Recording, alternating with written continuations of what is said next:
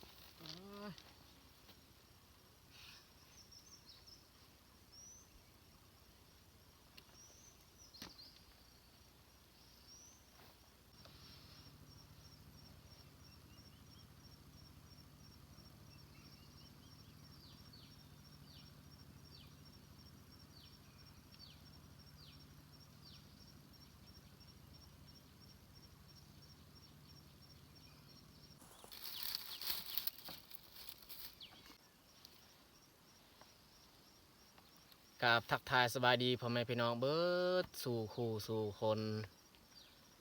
สำหรับวันนี้ข่อยกับผ้าน้องแง่ขึ้นมาให้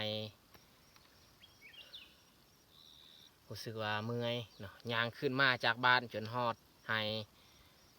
ไม่แต่ขึ้นคอยเลยเนาะตอนนี้ก็ให้เมื่อยแล้วเนาะเอานอนพักผ่อนอยู่นี่ประมาณ10 นาทีเนาะแล้วจุดประสงค์วันนี้เนี่ยแมนเฮาขึ้นให้เพื่อมาเก็บเอาใบยาสูบเพราะว่าด้นเลยเขาบ่ได้ขึ้นให้น้องแยกก็น่าจะแม่นเทื่อนี้นี่เทื่อทำอิฐเนาะตั้งแต่เรามาจากปากซองเนาะมาแต่หับจางนี่แหละวันนี้เป็นวันทำอิฐอีกที่เราได้ขึ้นมาให้อยู่นี้เนาะค่อยกับด้นคือกันเนาะบ่ได้ขึ้นถึงว่าอยู่บ้านก็ตามก็บ่ค่อยได้ขึ้นปานใดเพราะว่ามันบ่มีเวียกที่เฮาต้องเฮ็ดอยู่นี่เฮาก็บ่ได้ขึ้นปานใดแต่มื้อนี้มีโอกาสขึ้นมาเก็บใบยาสูบอีกเนาะไปเฮาย่างไปเบิ่งไปชมนำกัน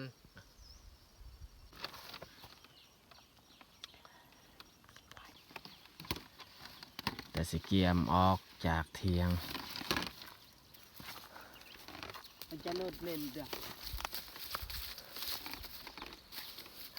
บอนที่เฮาปลูกยาสูบนี่แม่นบอนรูปๆหั่นบอนเฮาเหยียบเขาหรือว่ากองเฟืองที่เฮากองไว้หั่นเฮาปลูกเพื่อใบยาสูบงาม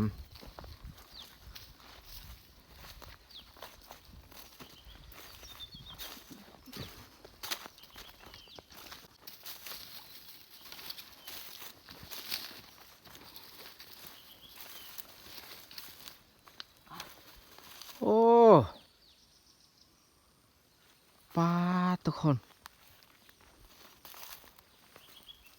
เฮาว่าสิขึ้นเก็บใบยาสูบแต่ว่าตามเฮาเบิ่งนี่ยาสูบนี่น่าจะมีคนเก็บเอาแล้ว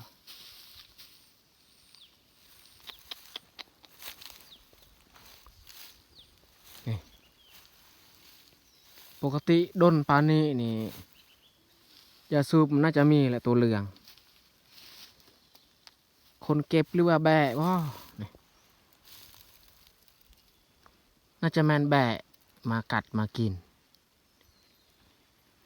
ตายแนวนี้บ่ได้เก็บใบแล้วว่าดิ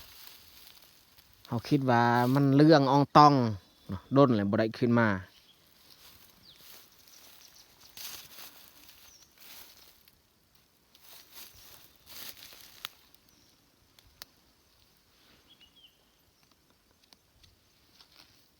คันเขาเก็บนี่เขาลิจำอันนี้นี่บ่จำน่าจะแมนแบะมันกิน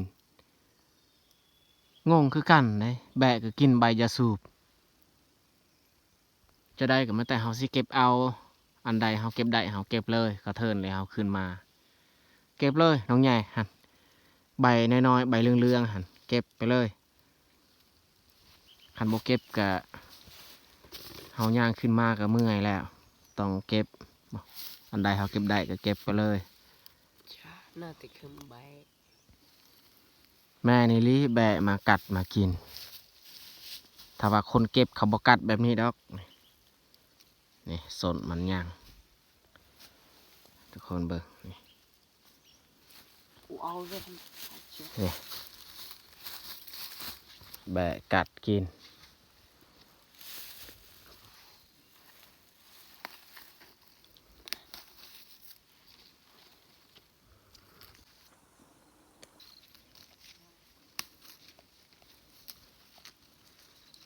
ผ่านมานี่แบะบ่ได้กินได้อันนั้นใบยาสูบแต่ว่ายุคนี้นี่แบะก็กินใบยาสูบอีกแปลกอีหลี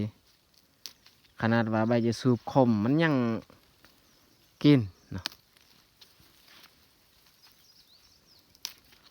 สงสัยมันอึดแห้งอันนั้นหญ้าเนาะมันจึงกินใบยาสูบ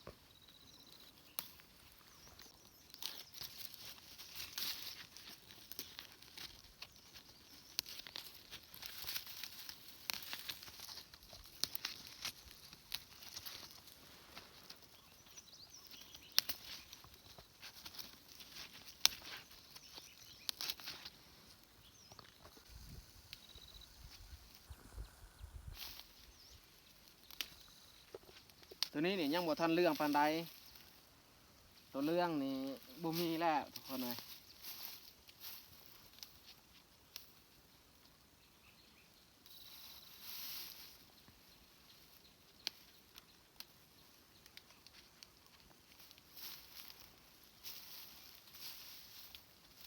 ยาสูบนี่ค่อยบ่ได้สูบ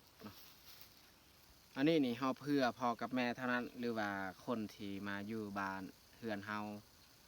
ต้องปั้นยาสูบให้เขาเจ้าสูบ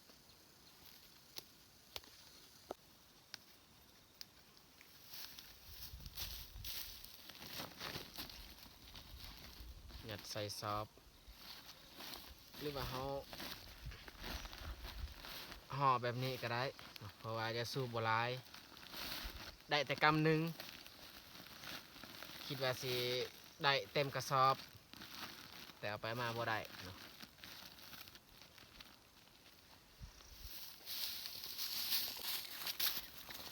เฮาพาน้องแย่ขึ้นไปเอาฟืนที่เฮาตัดไว้กองเฟืองอยู่เทิงหันอย่าซูบเฮาบ่ได้ก็ต้องเอาฟืนเมื่อเนาะ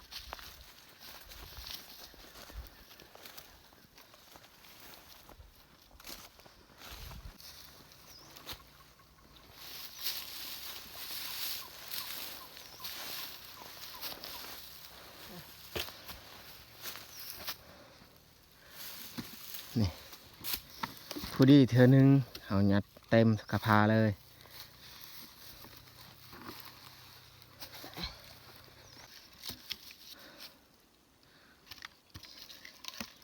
ป้ายนี่ยัดใส่เบื้องลุมกกเบื้องเทิง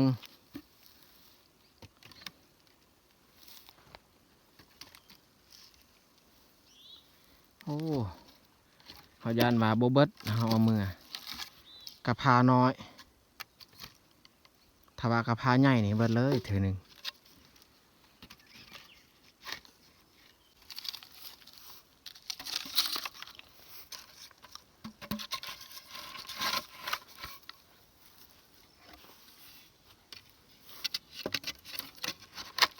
สุดท้ายนี่สอดใส่ฟืนดนน้อยเพื่อให้มันเต็มเพื่อให้มันแน่นมันอยู่เขายังที่แกะจัง ยังลายด โอ้ยังโยนใหญ่ก็ไปเซนจัง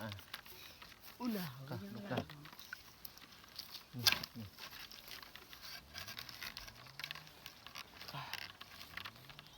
ฟืนที่เขายัดกับโบเบิร์ตสามเลือสีดนใหญ่เพราะว่ากระพามันน้อย นี่หยัดเสียบบนหูให้มันแน่นเลยหยัดตัวนั้นก่อนได้แล้วสำนัน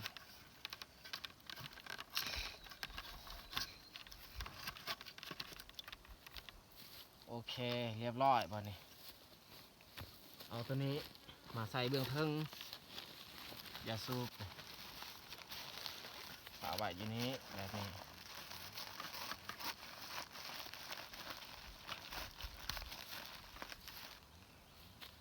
ผ้าหยัดอยู่นี้เอาน้องแยกลองเจะก่อนเจะแต่นี่ฮอดเทียงคอยเจะแต่เทียงฮอดบานเลยได้อยู่บ่เวลาเจะอันกระผ้าอันนั้นพื้นนี่เขาต้องครึ่งข้อเลยเพราะว่าเบื้องนี้มันสูงครึ่งข้อให้ดีๆมันต่างจากเขาเจะกระสอบเข้าเลยให้น้องแยกเจะลงฮอดเทียงน้องแยกว่าสิอยู่เทียงอยู่นี้คอยสียางกับก้อนจะหน่อยนี่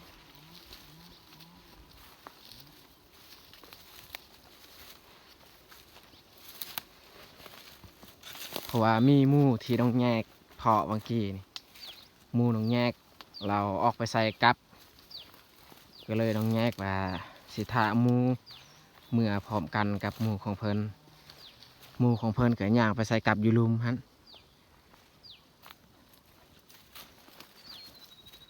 ถ้าว่าเฮาได้เก็บยาสูบแบบไล่ๆนี่เฮายังบ่ทันเมื่อดอกสำนี้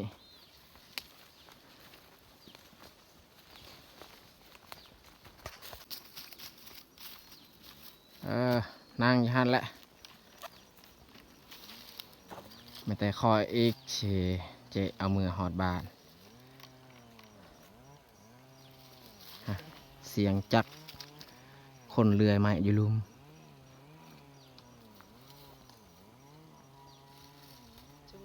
ท้องฟ้าก็ค่อนข้างมืดครึ้ม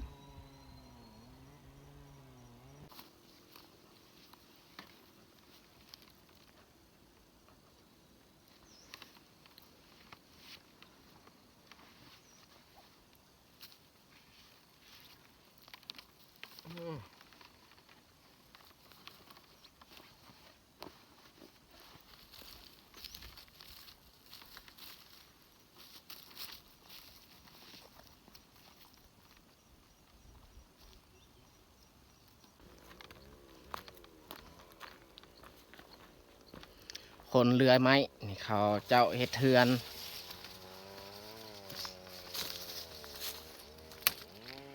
ส่วงเขาเจ้าเฮ็ดเทือนนี่สักหน่อยคนสิมาซอยเพราะว่าเป็นช่วงที่แต่ละครอบครัวเนี่ยเขามีเวียกหลายปกติเนี่ยเขาเฮ็ดเทือนในช่วงเขาเก็บเกี่ยวเข้าให้แล้วช่วงเดือน12หรือว่าเดือน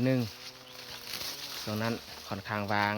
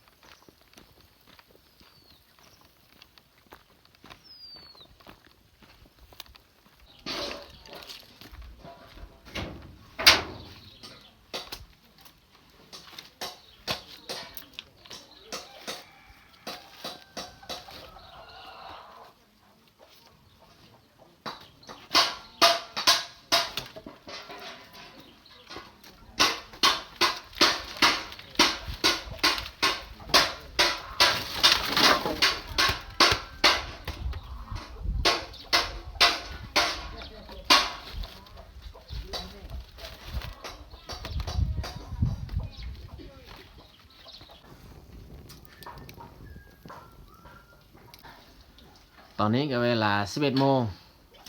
น้องแยกกันย่างกลับมาฮอดบ้านแล้วสำหรับอาหารตอนเที่ยงวันนี้นี่คอยให้น้องแยกเป็นผู้เฮ็ดเลยอันนี้แมนผักกุ้มเฮาแซ่ไว้ผักกุ้มที่เฮาเก็บเอามาจาก ปลาจากห้วยนี่แหละ ไก่อ่างปากดี มันยังบ่ทันมีกิน2 มื้อเลยเฮาใส่ไว้2 มื้อ3 มื้อแล้วตั้งแต่เฮากลับมาจากห้วยข่อยสิให้น้องแยกเฮ็ดอันนั้นผัดเผ็ดไก่เอาซีนไก่ครึ่งโตมาเฮ็ดผัดเผ็ดแล้วครึ่งนึงนี่ปะไว้ตอนแรงอีก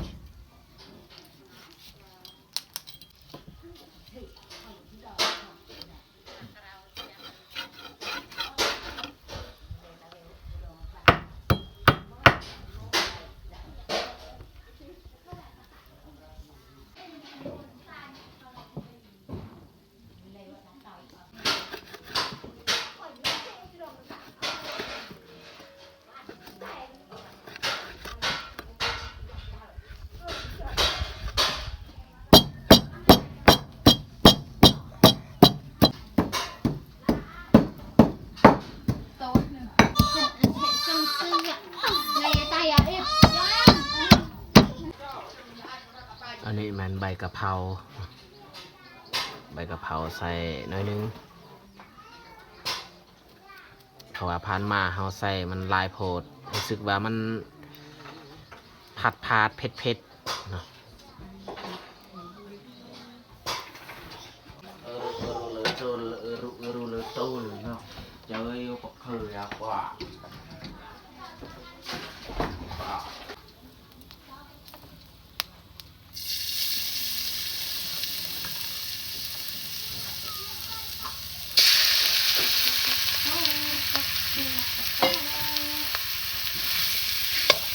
คนเลยมันเข้ากัน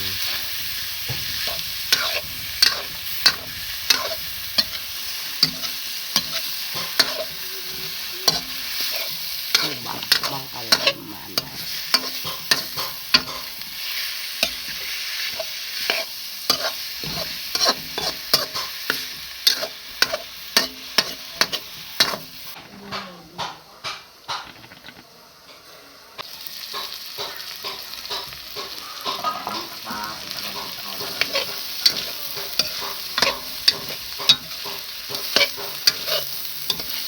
โอ้น่ากินขนาดขอหน่อย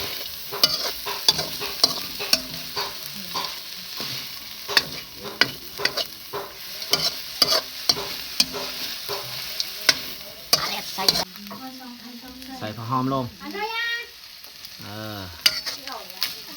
ใส่เลย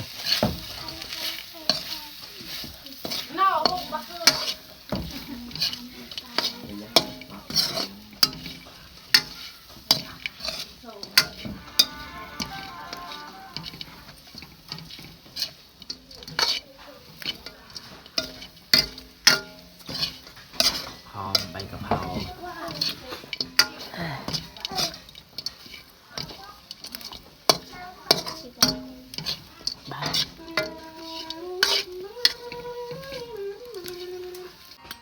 ลงแยกทอดไข่อีก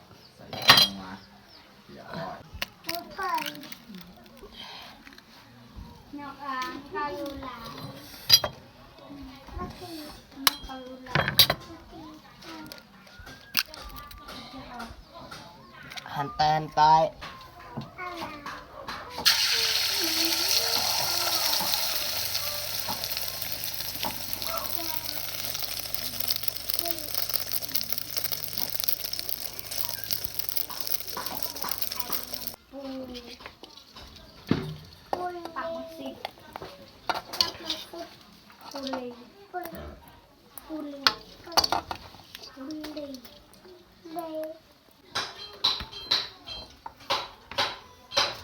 มาลาดอ่ะคือดาวตาย ผักกาดเพิ่งยิง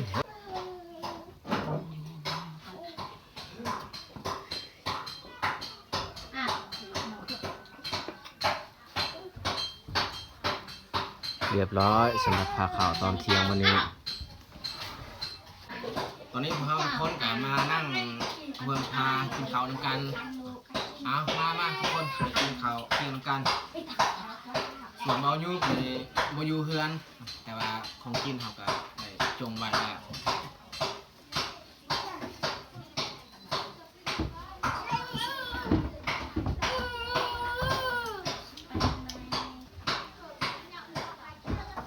มานี่อับใจอับใจอันอับใจ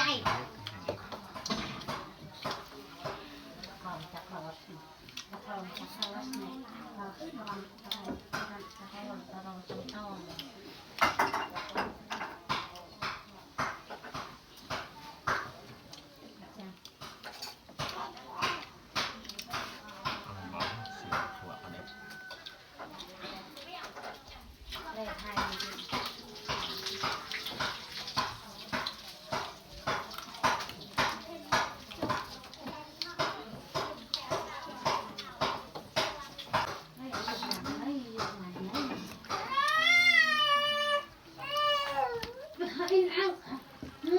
ได้ยัง